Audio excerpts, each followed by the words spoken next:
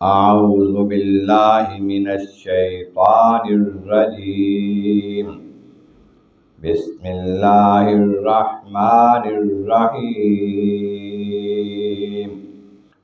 وإذا لم تأتهم بآية قالوا لولا اجتبيتها قل إنما أتبع ما يوحى إلي من ربي هذا بصائر من ربكم وهدى ورحمة لقوم يؤمنون. صدق اللہ العظیم. حمد و ثناء رب کریم اور درود و سلام بر سید الانام کے بعد سورۃ الاعراف کی آیت نمبر 203 تلاوت کی گئی ہے، جو 9ویں پارے کے 14ویں رکوع میں ہے۔ اس سے پہلی آیتوں میں فرمایا گیا جب تمہیں شیطان کی طرف سے کوئی وسوسہ پہنچے، کوئی خیال آنے لگے، تو اللہ تعالیٰ کی پناہ لیا کرو، اعوذ باللہ من الشیطان الرجیم پڑھ لیا کرو۔ بے شک وہ اللہ تبارک و تعالیٰ سننے والا اور جاننے والا ہے۔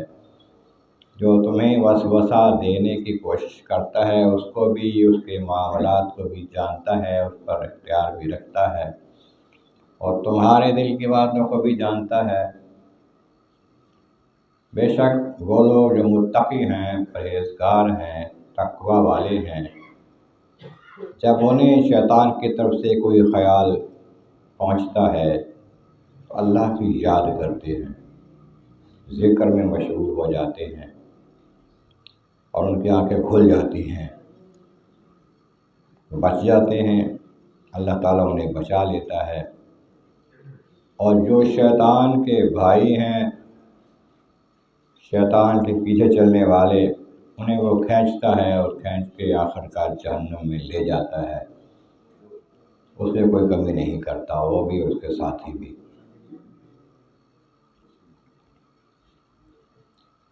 اگلی آیت کریمہ کے شان نزول میں آتا ہے نبی کریم رحمت عالمین صلی اللہ علیہ وسلم جب کوئی آیت قرآن آتی لوگوں کو سنا دیتے۔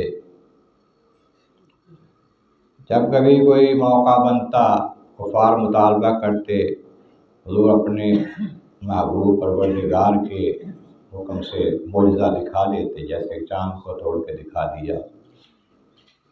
جب کچھ وقت گزر جاتا ہے، ایسی کوئی چیز نہیں دکھائی، نہ معجزہ دکھایا ہے، نہ آیتیں نازل ہوئی ہیں، تو کفار بدنہاد طعنہ دیتے، مذاق کرتے اور کہتے کہ اب کیوں نہیں آیتیں بنا کے دکھا رہے، کوئی معجزہ کیوں نہیں دکھا رہے، بنا لو کوئی آیتیں۔ اس طرح طعنہ دیتے اور یہ بتاتے کہ پہلے بھی خود ہی آپ بنا کر آیتیں سناتے یا پھر اور بنا لیں۔ تو خالق کائنات نے ارشاد فرمایا وَإِذَا لَمْ تَأْتِهِمْ بِآیَةٍ، جب ان کے پاس کوئی آیت نہیں لاتے، آپ کوئی معجزہ نہیں دکھاتے یا قرآن کی آیتیں نہیں لاتے، ان کو نہیں سناتے لا کر، قَالُوا لَوْلَا اجْتَبَيْتَهَا، وہ کہتے کہ کیوں نہ بنا لی آپ نے، اور بنا لیتے، پہلے بنائی ہیں تو اور بھی بنائے، نعوذ باللہ۔ تو فرمایا قل، آپ فرمائیں انہیں، انما اتبع ما یوحی الی من ربی، میں اپنے آپ کچھ نہیں بناتا، نہ بنا سکتا ہوں، نہ میرے بس کی بات ہے، یہ تو میں اپنے رب کے حکم کی پیروی کرتا ہوں، اطاعت کرتا ہوں، اتباع کرتا ہوں، جو مجھے وحی آتی ہے میں وہی سناتا ہوں، اسی پہ چلتا ہوں، اس کے مطابق کام کرتا ہوں، اپنی مرضی سے تو میں کچھ نہیں کرتا۔ هذا بصائر من ربکم، یہ کلام جو آتا ہے تمہارے رب کی طرف سے آنکھیں کھول دینے والا ہے، واضح کلام ہے، فصیح کلام ہے، ایسا کلام تمہارے بس کی بات نہیں ہے بنا لینا، نہ میرے بس کی بات ہے۔ اللہ کا کلام ہے، یہ بصائر، دکھا دینے والا ہے، آنکھیں کھول دینے والا ہے، وَهُدًى وَرَحْمَةٌ، اور یہ ہدایت بھی ہے، رحمت بھی ہے۔ کلام الہی، اللہ تعالیٰ کا کلام، اللہ کے نبی کا تشریف لانا، رحمت بھی ہے، ہدایت بھی ہے، لیکن کس کے لیے؟ لقوم یؤمنون، اس قوم کے لیے، ان لوگوں کے لیے جو ایمان لے آئیں، جو مان لینے والے کے واسطے یہ ہدایت بھی ہے، رحمت بھی ہے، اور ان کے لیے عظمت و شان کا باعث بھی ہے۔